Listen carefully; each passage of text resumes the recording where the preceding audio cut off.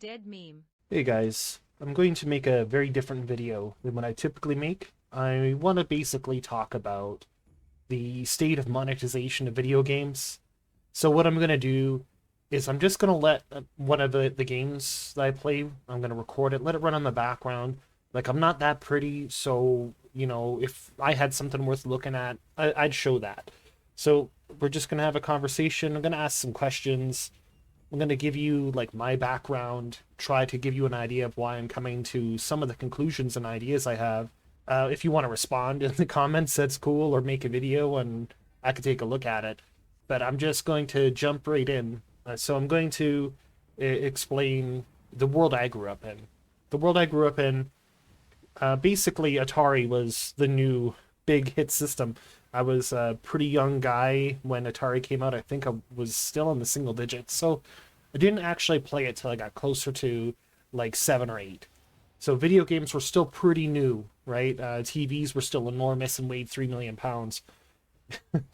So in this world, when you received a video game for your Atari, or not too long afterwards, your Nintendo, like I'm gonna give a very direct example. When I got Mario Brothers 3 for the Nintendo Entertainment System, I put it in to the console, I turned it on, and it was a complete game. I only paid for it once. There was no DLC, and there was no day one patch that took 2 or 3 hours to download. Now, yes, I understand we are in a very different world, the world with an actual internet, because when I was a kid, it kind of wasn't a thing. What I think is reaching an unacceptable level is basically how many AAA games are being released and they don't even function. They're calling them a complete game. They drop them on the market. You pay 80-ish dollars for them if you're in Canada, and the game's not actually done for another 2 or 3 years. And there's an enormous day one patch, and it's just like, why do we accept this as gamers? Why do we keep buying these games? Like, I just don't understand. Like for the most part, I've gotten to the point where if when a game releases, like a like Cyberpunk is a great example. I expected so much more from this developer than what we got. Like The Witcher, when it was released, pretty decent functional game. I played Witcher 2 and 3, both good games. When they launched, they functioned properly. They were actually done. And so I expected more from CD Projekt Red. And unfortunately, that for that purpose, it's damaged the relationship that I have with them. I kind of treat them now as any other developer, such as Blizzard or EA. A game is coming out, and I'm excited to play it. Like Anno 1800, you get it on the Origin platform. And I remember seeing, as I love those Anno games, I love them, and I was tempted to pre-order, but I waited 2 weeks for the independent reviewers to come out and review it, and they actually gave it a decent score, and I was like, okay, this game is safe to buy. I'm not going to have another Cyberpunk scenario where, like, the game is still not done.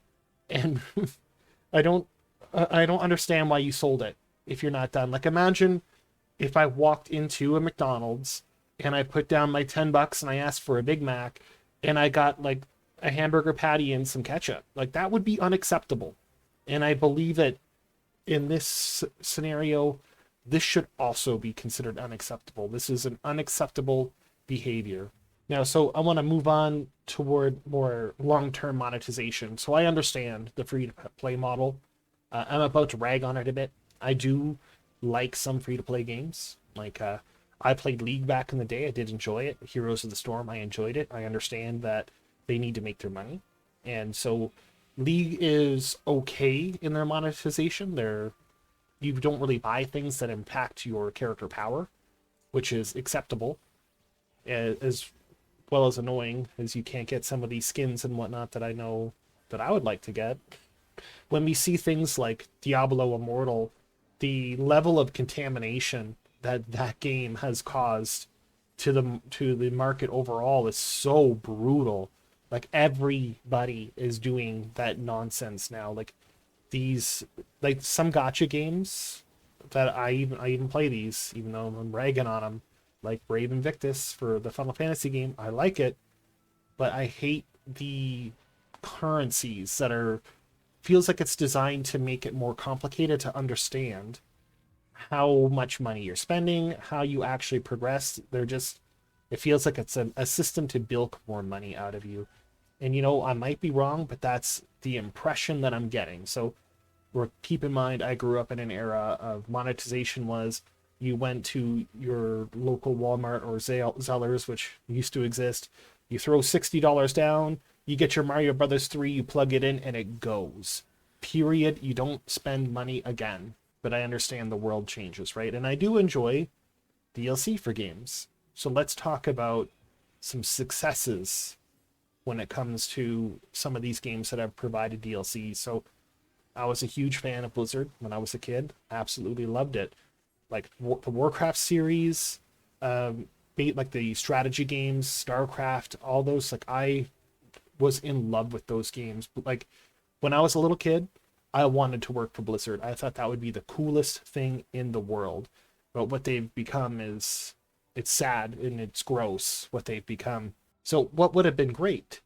One of my favorite games was Warcraft 2 Tides of Darkness. And when the Beyond the Dark Portal expansion set came out, I didn't hesitate. I was a young kid, didn't have the driver's license yet. I jumped on a bus and I rode that bus to the mall for like 40 minutes just to wait in line to pick up that game. And so imagine a world where I can, well, the world that exists now, that I can go onto Steam or whatever platform of your choice, throw it on your credit card and download it, and not have to travel halfway across the city. Like, that's great. But what they've done with DLC, they've gone to such ridiculous lengths, like buying skins for characters, or like what's another good example? Stellaris. I love that game. And Crusader Kings 2, I love that game. And City Skylines, I love that game. But their DLC is absurd and it needs to stop. Like basically when they got to like the 9th or 10th expansion pack, and half of them are just new skins for your humans or whatever, I was like, no, I don't want to be involved with this anymore. Like, why are you being so greedy? Like, it's just gross. Please stop. Now to get off the negativity train there. Some of the expansions for Crusader Kings and Stellaris add a great deal of value. It's where they've gone with it is the problem. So I want to compare it to a system that is more consumer friendly and less less toxic. Like I just feel that this monetization is just gross and toxic. So let's move back to Warcraft 2 Tides of Darkness. When I bought Beyond the Dark Portal, it was approximately half of the game's cost. And the amount of content I received was pretty comparable to the price. It was essentially 2 new campaigns on Horde and Alliance you could play through. It added a great deal more value to the game. It functioned out the gate properly, just installing it in the system, and it worked. And they didn't ask for more money. There weren't a bunch of dumb ads. And I felt like I wasn't being taken advantage of. So hopefully that makes sense. Another way monetization has occurred, which is a new phenomenon, early access. Now, I actually play a lot of early access games. I understand that if you are a new developer, you kind of need some sort of leg up. You need a way to get into the market and like pay your mortgage. I understand. So for the most part, like, yeah, once in a while you get a lemon. Like I remember there was a game called Shapes, I believe it was, and it was on Steam, and it kind of looked a little bit like Minecraft, and there was a bunch of geometric shapes that you can interact with in the world, and it was pretty cool. But unfortunately, nothing ever came of it. And same with another game called Tug, the unnamed game. It looked phenomenal. And not only did that one disappear, the pretty much any real additions they did beyond the 0.0 version or 0.01 version they disappeared, and you have to really scour the internet to get them. So that's going to happen to you with an early access game. I've accepted that risk. So where early access gets gross is, I don't want to call out a developer particularly, but I have a very recent experience of playing a game called Stationeers. It is a phenomenal game. I enjoyed it. Whether or not you think you should buy or play it, I did a video on that. You can look for it on my channel. And it's relatively well priced. It should be slightly cheaper in my opinion, but for the most part, it's a good game. It's well priced. The main issue is there are DLCs, so downloadable content, available for a game that actually hasn't released, that is still in its alpha state, because and by alpha state, I mean not feature complete. So they are still literally adding features to the game, like away missions and whatnot. So it's not a done game.